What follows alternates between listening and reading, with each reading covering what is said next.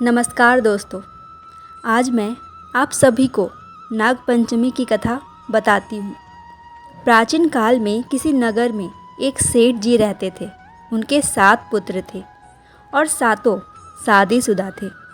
सातों बहुओं में सबसे छोटी बहू सबसे ज़्यादा विदुषी, सुशील और संस्कारी थी। एक दिन सबसे बड़ी बहू ने सभी देवरानियों से कहा कि आज घर को लीपने के लिए पीली मिट्टी लेकर आते हैं।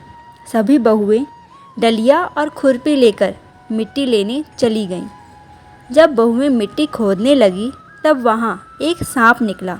बड़ी बहू सर्प को उस खुरपी से मारने लगी। तब छोटी बहू बोली, मत मारो इसे, यह बेचारा तो निरपराध है। यह सुनकर बड़ी बहू ने सर्प को नहीं मारा। तब सर्प एक और जाकर बैठ गया। छोटी बहू ने सर्प से कहा, आप यहाँ से जाना मत, मैं अभी आपके लिए कुछ लेकर आती हूँ। ऐसा कहकर छोटी बहू सर्प के लिए दूध लेने चली गई। घर पहुँचकर वो अपने कामों में लग गई और सर्प को किया वादा भूल गई। अगले दिन जैसे ही उसे ये बात याद आई तब वो दूध लेकर वहाँ पहुँची।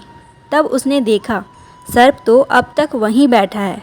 सर्प को देखकर वो बोली, भैया मुझे माफ़ कर दो, मैं अपने काम में लगकर आपसे किया वादा भूल गई।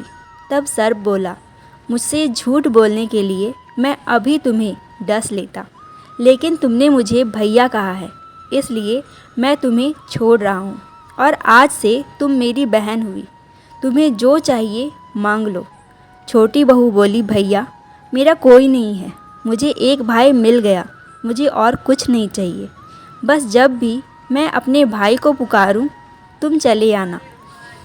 कुछ दिनों बाद सावन के महीने में सेठ जी की सभी बहुएं अपने अपने पीहर जाने के लिए तैयार हुई और छोटी बहू से बोली, तेरा तो कोई पीहर नहीं है, तू कहाँ जाएगी। ये सुनकर छोटी बहू बहुत रोई।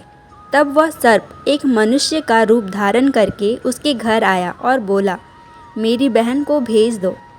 तब सबने कहा, इसका तो कोई भाई नहीं है। तो वह बोला, मैं दूर के रिश्ते का भाई लगता हूँ। इस तरह विश्वास दिलाने पर घर के लोगों ने छोटी बहू को उसके साथ भेज दिया। रास्ते में उसने छोटी बहू को बताया, बहन मैं तुम्हारा भाई सर्प हूँ और तुम्हें अपने साथ अपने घर ले जाने आया हूँ। तुम डरना मत, तुम मेरी पूँछ पकड़ लो। छोटी बहू ने सर्प के कहे अनुसार किया। जैसे ही वे नागलोक पहुँचे, नागलोक के धन ऐश्वर्य को देखकर छोटी बहू चकित रह गई। सर्प उसे अपनी माता के पास ले गया और बोला, माता ये मेरी बहन है, इसने मेरी जान बचाई थी और ये कुछ दिन हमारे साथ रहने आई है। सर्प की माता ने छोटी बहू को गले से लगा लिया। अब वो वहाँ खुशी खुशी रहने लगी। वहाँ शेष नाग के छोटे छोटे बच्चे जन्मे हुए थे। वो रोज़ देखती कि माँ सभी को रोज़ दूध ठंडा करके घंटी बजाती। घंटी की आवाज़ सुनकर सभी बच्चे वहाँ आकर दूध पी लेते थे। एक दिन वो माँ से बोली, माँ आज मैं दूध ठंडा कर देती हूँ। अभी दूध ठंडा भी नहीं हुआ था और उसने जल्दबाजी में घंटी बजा दी। घंटी की आवाज़ सुनकर छोटे छोटे सांप दौड़ पड़े और दूध पीते ही सबके फन जल गए। सभी सर्प बोले, हम इसे डसेंगे, परंतु माँ ने समझाने पर बच्चे मान गए। तब उसके भाई सर्प ने और उसकी माँ ने छोटी बहू को हीरे, मोती और जवाहरात देकर उसे विदा किया।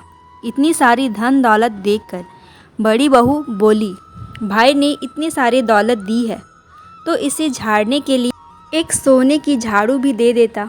यह सुनकर सर्प ने सोने की झाड़ू भी लाकर दे दी और उसकी माँ के तरफ से हीरे, मोती और मणियों का एक अद्भुत हार भी दिया। उस हार की प्रशंसा सारे नगर में होने लगी। जब यह प्रशंसा नगर की रानी ने सुनी तो उस हार को पहनने की इच्छा उसने राजा को बताई। राजा ने तुरंत अपने सैनिकों को वह हार लेने भेज दिया। राजा के डर से सेठ जी ने छोटी बहू का हार सैनिकों को दे दिया। इस बात से छोटी बहू बहुत दुखी हुई और अपने भाई सर्प को याद करके उसे सारी बात बताई। सर्प बोला, बहन तुम दुखी मत हो, राजा खुद तुम्हें वो हार लौटाने आएंगे। रानी ने जैसे ही वह हार पहना, वो हार सर्प बन गया और रानी ने डर कर वो हार फेंक दिया। यह देखकर राजा ने छोटी बहू को राजमहल में उपस्थित होने का आदेश दिया। सेठ जी स्वयं छोटी बहू को लेकर गए। राजा ने छोटी बहू से पूछा, तुमने क्या काला जादू किया है? छोटी बहू बोली, राजन मुझे क्षमा कीजिए, यह हार ऐसा ही है। यह हार मुझे मेरे भाई ने दिया है। इतनी देर में वह नाग वहाँ प्रकट हो गया। नाग बोला, यह मेरी बहन है और यह हार मैंने इसे दिया है।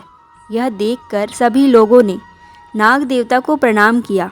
क्योंकि उस दिन पंचमी तिथि थी, इसलिए उस दिन से नाग पंचमी का त्यौहार मनाया जाता है। तभी से सभी स्त्रियां सर्प को अपना भाई मानकर उसकी पूजा करती हैं। तो दोस्तों, कैसी लगी आपको ये कथा? अगर आपको ये कथा अच्छी लगी है तो मेरे इस वीडियो को लाइक करें, मेरे चैनल को जल्दी से सब्सक्राइब कर लें और बेल आइकन को भी दबाना ना भूलें। धन्यवाद।